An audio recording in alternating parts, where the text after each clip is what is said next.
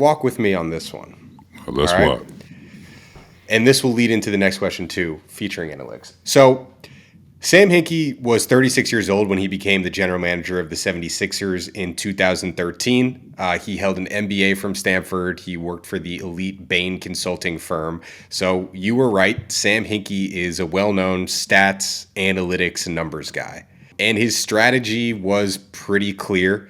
The clearest way to acquire a franchise player is through the draft.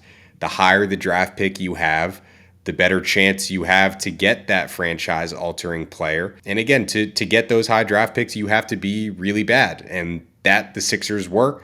The process Sixers in Hinkie's 2.9 years go 47 and 195. And those years netted them Joel Embiid, Jahlil Okafor, and Ben Simmons in the draft. But Sixers fans will be very quick to point out that the process was cut short. And why was it cut short? Well, it was because Hinkie's grand tanking process strategy at the end of the day was messing with the NBA's money.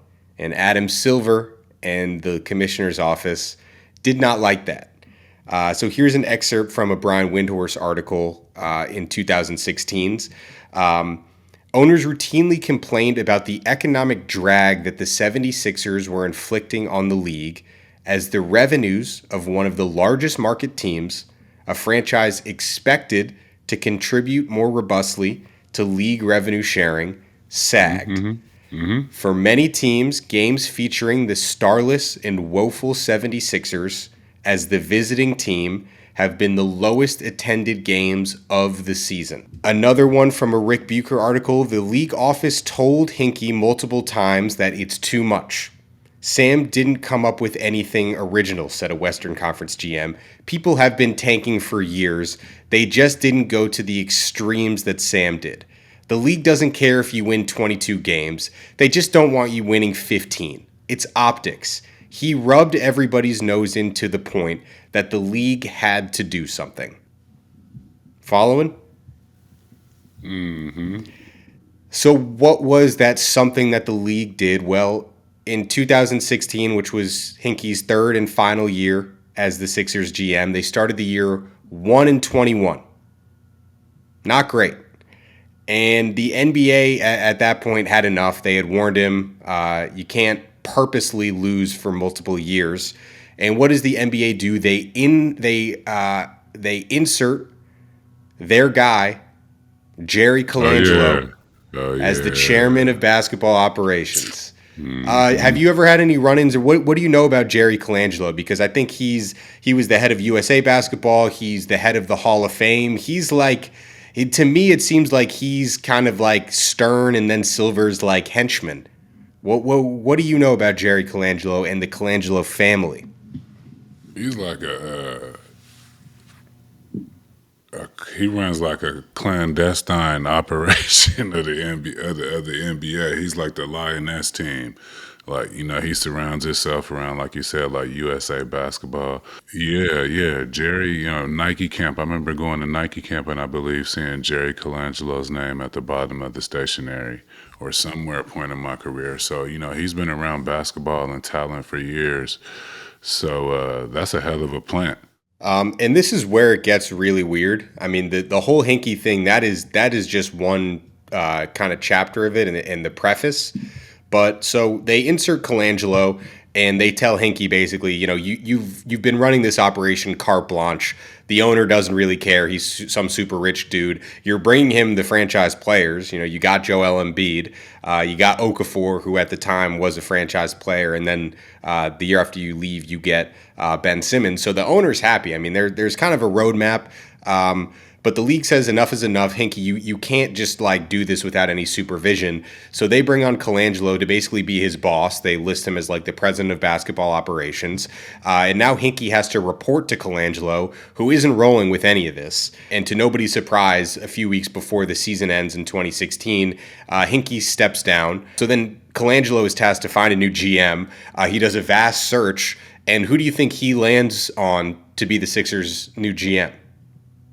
His son. Brian Colangelo. That's right. That's right. So the process is cut short. Hinkie's out. Colangelo gets inserted by the NBA, and then he does this grand GM search and lands on his son, Brian Colangelo. And the Colangelos together, their 2 first draft moves are taking Ben Simmons, number 1 in 2016, and then making that trade with the Celtics to take Markelle Fultz, number 1 in the 2017 draft. Hinkie's on record saying he would have taken Ingram, number 1 in 2016, and who knows what he would have done in 2017. His analytics probably couldn't have predicted that Markelle Fultz would forget how to shoot. But again, it hasn't got weird yet. In 2018, 2 years after this, The Ringer releases a story exposing that Brian Colangelo, who was just brought in to be the president of basketball operations, reporting to his daddy, has been running a series of burner accounts on Twitter, basically tweeting stuff like, Ben, as in Ben Simmons, is going to be better than Joel and less distracted by models and social media. I am not voting for Joel, but I am voting for Ben at every chance I get. I love his intensity, his passion, and his pride for the team. Another one said, I think Colangelo's reorganization of the franchise and his good work are making Hinkie look better than he could have made himself. So this is just completely wild. Joel Embiid is gradually coming back from injury at this point. We all know that he's going to be really good. He's your franchise player. He's the guy that the Sixers fans love. And this comes out, and Embiid, rightfully so, tweets basically as a joke saying, Joel told me that Sam Hinkie is better and smarter than you at burner account. So this is basically how it culminates. And Embiid, if you remember, started calling himself the process. That's what he coined himself the nickname. And the Colangelos hated Hinkie. They hated any mention of the process. They wanted their regime to be thought of as this savior thing. We're going to help you stop losing games. I remember that's the whole basically trust the process movement.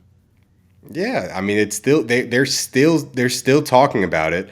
So that is in short basically the story of the Sam Hinkie process Sixers into the burner account. And here we are 6 years later. Embiid is still there. Dogheading. And he dog-headed, and it starts at the top. And Sam Hinkie started the dog-heading. And it What do you went mean? on Like teaching him it's okay not to play and stuff? And and then just follow my lead, and we're going to do this tanking shit and get you a Ben Simmons and Jahlil Okafor and build us a contender based off dog-heading. And I ain't talking about the hostile territory logo that's on this bill, this hat here. Shout out B. Jennings, but you know what I mean? Shout out B. Jennings. Shout out B. Jennings, but this is why they over there acting a damn fool now, Dylan. Silly shit only begat silly shit. And I don't care how many degrees and whatever, wherever you graduated from. When you ain't no basketball guy, you ain't no basketball guy. And shout out to the league right now for at least giving the people a few basketball people a chance to get back in, and some of the players, even some of the older basketball minds. Ain't even got to be ain't even gonna sit here and say that it should be former players all the time either. But there are some very qualified guys that are around basketball that deserve some more shots than these chumps with these degrees in analytics from MIT and Stanford. You know you want those Wingstop boneless wings. With the boneless meal deal from Wingstop, you get 20 boneless wings, 4 delicious flavors, an order of large fries for $16.99. Mango habanero, OG hot, and my favorite, lemon pepper. What are y'all waiting on? More wings, more flavor, more bang for your buck. The boneless meal deal from Wingstop. Order now at wingstop.com.